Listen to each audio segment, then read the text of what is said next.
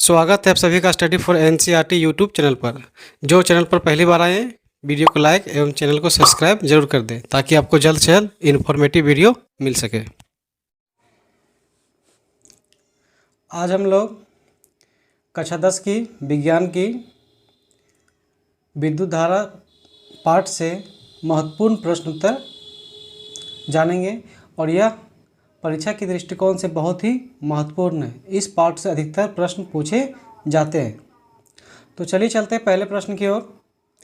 पहला प्रश्न है, निम्न में से कौन अर्धचालक नहीं है?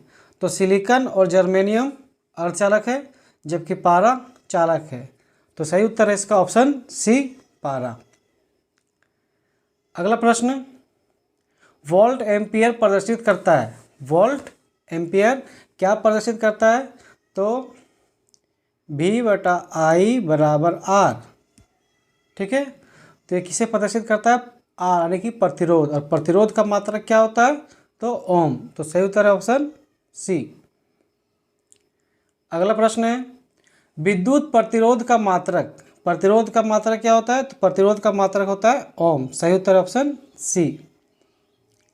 अगला प्रश्न है, विद्युत धारा का मात्रक होता है। तो विद्युत धारा का मात्रक क्या होता है? एम्पियर। सही उत्तर है ऑप्शन डी, एम्पियर। अगला प्रश्न है, विभवांतर का SI मात्रक क्या होता है? तो विभवांतर का SI मात्रक वोल्ट होता है। इसका सही उत्तर है ऑप्शन डी। अभी तक यहाँ पर लोग देख चुके हैं कि 3 से 4 प्रश्न SI मात्रक से यहाँ पर आ चुका है, और SI मात्रक बहुत ही महत्वपूर्ण है। कृपया इन सभी प्रश्नों को आप लोग ध्यानपूर्वक देख लेंगे, इनसे एक प्रश्न जरूर होने की संभावना है। अगला प्रश्न है,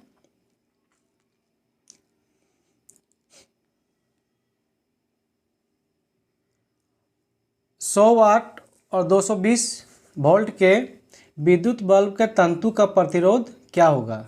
तो यहाँ वाट दिया है, वोल्ट दिया है। तो हम लोग जानते हैं विद्युत की शक्ति का सूत्र क्या होता है? P/I भी। ठीक है, तो P का मान है 100 और V को नीचे ले आएंगे तो 220।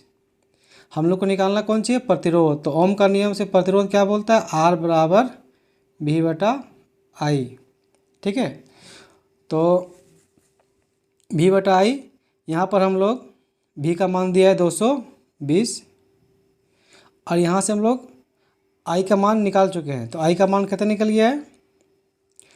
100/220। 220 चला जाएगा ऊपर, 1 0 से 1 0, 1 0 से 1 0, 22 × 22 484। सही उत्तर है ऑप्शन बी, 484।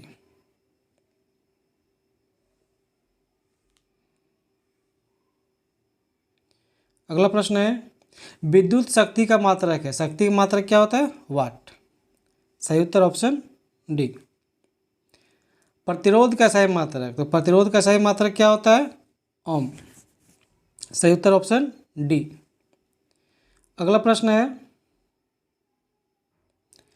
12 वोल्ट विभवांतर के 2 बिंदुओं के बीच 2 कूलाम आवेश को लाने में किया गया कार्य।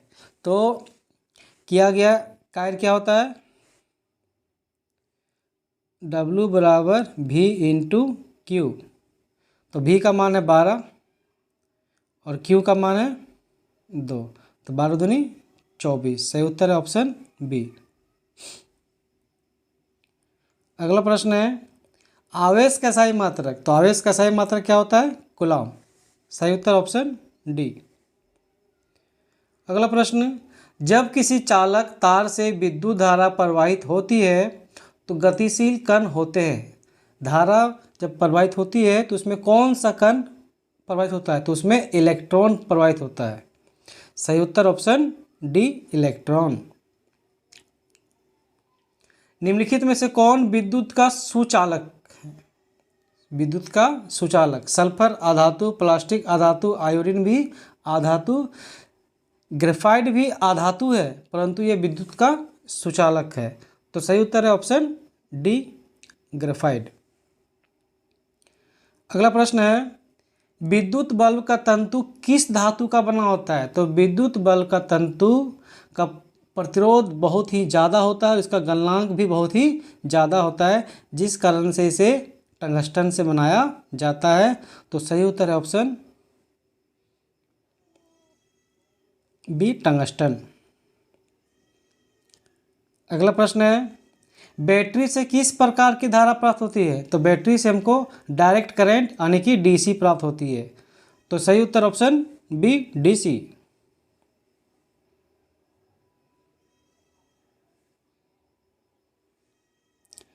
अगला प्रश्न है, आमीटर को विद्युत परिपथ में कैसे जोड़ा जाता है?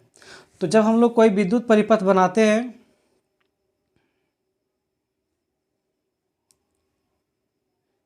तो ये मेरा एमीटर हो गया, ये मेरा बैटरी हो गया।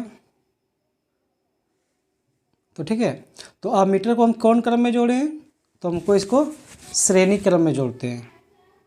सही उत्तर ऑप्शन ए, श्रेणी क्रम। अगला प्रश्न है, विभवांतर मापने वाले यंत्र को कहा जाता है? विभवांतर से हम लोग वोल्ट मीटर से हम लोग विभवांतर को मापते हैं। सही उत्तर option B, voltmeter. 1 volt कहलाता है। तो हम जानते हैं विभवांतर से क्या होता है, V बराबर W/Q, और W किया गया कायर है तो कायर का मात्रक जूल, और आवेश का मात्रक होता है कूलाम। तो जूल पर कूलाम। सही उत्तर ऑप्शन बी। अगला प्रश्न है, किलोवाट घंटा मात्रक है। तो किलोवाट से हम लोग क्या मापते हैं? विद्युत ऊर्जा को मापते हैं। तो सही उत्तर है ऑप्शन सी, विद्युत ऊर्जा। अगला प्रश्न है, विद्युत हीटर की कुंडली में किसका प्रयोग किया जाता है? तो जो हीटर में लाल भाग जो तप्त होकर लाल हो जाता है उसमें हम लोग नाइक्रोम का प्रयोग करते हैं, क्योंकि नाइक्रोम का प्रतिरोधक क्षमता बहुत ज़्यादा है, जिस कारण से इसमें धारा का प्रवाह नहीं हो पाता है बहुत ज़्यादा और ये लाल हो जाता है। तो सही उत्तर है ऑप्शन ए, नाइक्रोम। अगला प्रश्न है, विद्युत चुंबक बनाए जाते हैं। तो विद्युत चुंबक किसके बनाए जाते हैं? तो विद्युत चुंबक नरम लोहे के बनाए जाते हैं। सही उत्तर है ऑप्शन डी। अगला प्रश्न है, 1 HP यानी कि एक अश्व शक्ति किसके बराबर होता है? तो एक अश्व शक्ति 746 वाट के बराबर होता है। सही उत्तर है ऑप्शन ए। अगला प्रश्न है, निम्न में से कौन सा संबंध सत्य है? तो ओम का नियम से हम लोग जानते हैं क्या होता है, V बराबर IR। तो ये किस में है? ऑप्शन सी में। तो सही उत्तर है ऑप्शन सी। अगला प्रश्न है,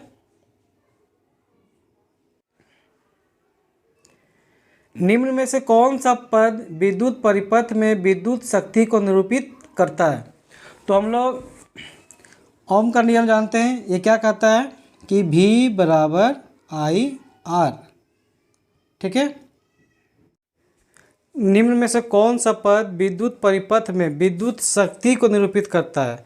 तो हम जानते हैं विद्युत शक्ति का सूत्र क्या होता है, P बराबर IV, और ओम का नियम से V बराबर क्या होता है, IR।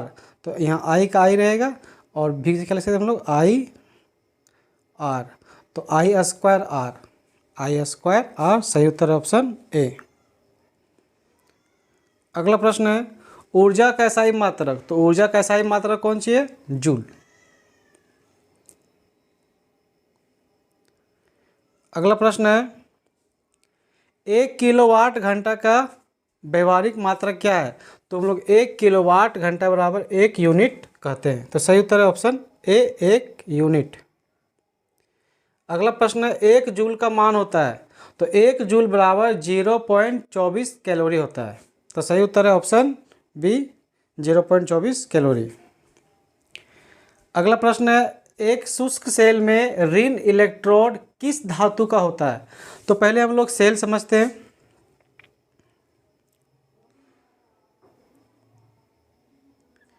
ये मेरा सेल है, यहाँ जो दिख रहा है काला काला भाग ये मेरा कार्बन का छड़ होता है। इस कार्बन के छड़ को हम लोग एनोड कहते हैं।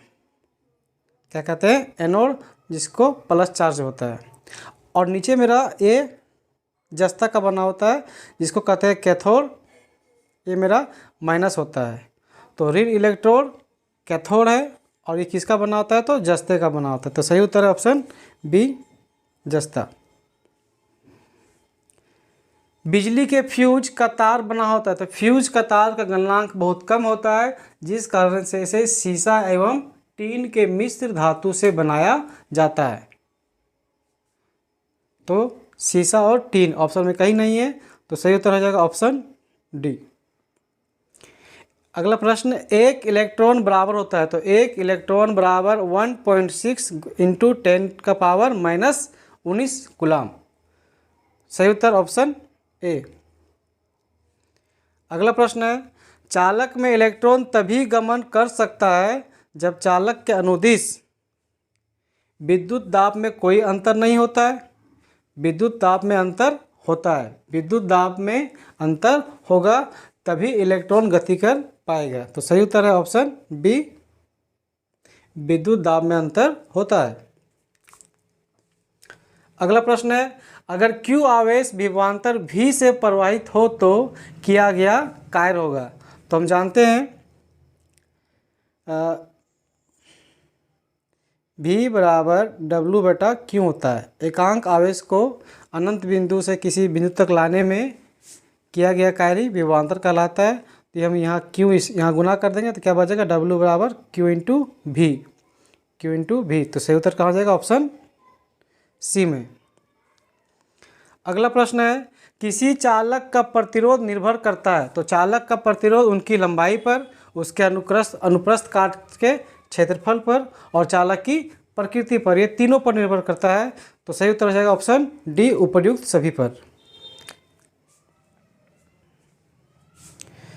अगला प्रश्न है, किसी अस्थायी विद्युत धारा द्वारा समय में उत्पन्न ऊष्मा की मात्रा क्या है? अधिक H। तो हम जानते हैं H बराबर क्या होता है? I² ठीक है। तो यहाँ से हम I दो बार लिख सकते हैं, I Guna IR Guna T।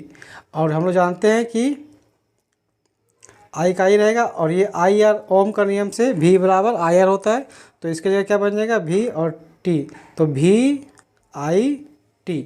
सही उत्तर हो जाएगा ऑप्शन बी, VH बराबर VIT। अगला प्रश्न है, विद्युत प्रवाह की दिशा मानी जाती है, तो विद्युत का प्रवाह धन टर्मिनल से ऋण टर्मिनल की ओर होता है। तो सही उत्तर है ऑप्शन बी। अगला प्रश्न है, कोई विद्युत बल्ब 220 वोल्ट के जनित्र से संयोजित है। यदि बल्ब से 0.50 एम्पियर विद्युत धारा प्रवाहित होती है तो बल्ब की शक्ति क्या होगी? तो बल्ब की शक्ति का सूत्र क्या होता है? P बराबर IV। I का मान 0.50 एम्पियर और V का मान दिया है 220। तो 22 बचे 110 यानी कि 110 वाट। Option D.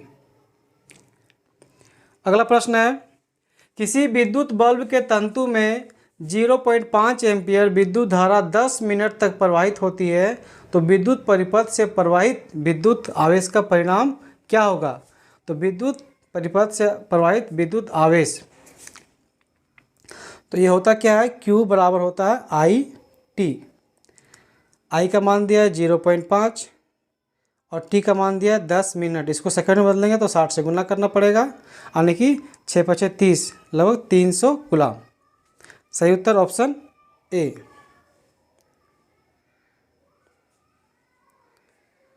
अगला प्रश्न है, विद्युत प्रवाहित कर किसी धातु की वस्तु पर अन्य वांछित धातु की परत निक्षेपित करने की प्रक्रिया को कहते हैं। यानी हम अपने इच्छा अनुसार किसी भी धातु पर किसी दूसरे धातु की परत को चढ़ा सकते हैं विद्युत लेपन प्रति अभिक्रिया द्वारा। तो सही उत्तर है ऑप्शन ए। अगला प्रश्न है, विद्युत चुंबक बनाने के लिए उपयुक्त पदार्थ नरम लोहा, इस्पात, निकेल। तो विद्युत चुंबक हम लोग नरम लोहे से बना सकते हैं। सही उत्तर है ऑप्शन ए, नरम लोहा। अगला प्रश्न है, विद्युत धारा के तापीय प्रभाव का उपयोग किसमें नहीं होता है? तो हीटर में तो होता है, तभी तो गर्म होता है। विद्युत इस्त्री गर्म होता है, विद्युत बल्ब ये भी गर्म होता है, लेकिन पंखा इसका काम घूमने का है, ना कि गर्म होने का। तो सही उत्तर है ऑप्शन डी, विद्युत पंखा में तापीय प्रभाव का उपयोग नहीं होता है। अगला प्रश्न है, किसी विद्युत परिपथ में इकाई धन आवेश को एक बिंदु से दूसरे बिंदु तक लाने में किए गए कार्य को मापा जाता है, तो उसे विभवांतर से मापा जाता है। सही उत्तर है ऑप्शन बी। अगला प्रश्न है, अर्धचालक का ताप बढ़ने पर उसका प्रतिरोध क्या होता है? बढ़ता है कि घटता है? तो अर्धचालक जो है उसका अगर हम ताप बढ़ाएंगे तो उसका प्रतिरोध घटता है, परंतु चालक का ताप बढ़ाएंगे तो उसका प्रतिरोध बढ़ता है। तो इसका सही उत्तर हो जाएगा ऑप्शन बी, अर्धचालक का ताप बढ़ाने पर उसका प्रतिरोध घट जाता है। अगला प्रश्न है, लंबाई बढ़ने से तार का प्रतिरोध क्या होता है? जितना हम लंबाई बढ़ाएंगे उसका प्रतिरोध भी उतना बढ़ते जाएगा। तो सही उत्तर है ऑप्शन ए, लंबाई बढ़ने से तार का प्रतिरोध बढ़ता है। अगला प्रश्न है, परिपथ में कितने अनुमतांक का फ्यूज उपयोग में किया जाता है जबकि 220 वोल्ट पर 1 किलोवाट का विद्युत उपभोग होती है? तो इसमें हम लोग लगभग 5 एम्पीयर। अगला प्रश्न है, किसी चालक में प्रवाहित धारा के लिए ओम का नियम लागू होता है? तो ओम का नियम ही कहता है, यदि किसी चालक के ताप में कोई परिवर्तन ना हो तो। इसका मतलब जब चालक का ताप अचर रहता है, उसमें कोई परिवर्तन नहीं होता है। सही उत्तर ऑप्शन ए। अगला प्रश्न है, एक विद्युत हीटर की कुंडली जिसका प्रतिरोध 55 ओम और वोल्ट 220 वोल्ट लिया गया है, तो उसमें धारा का मान क्या होगा? तो आई बराबर हो जाता है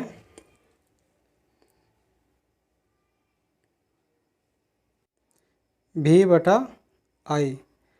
तो V का मान दिया है 220 और ये 55 के बार में कटेगा 4 बार में।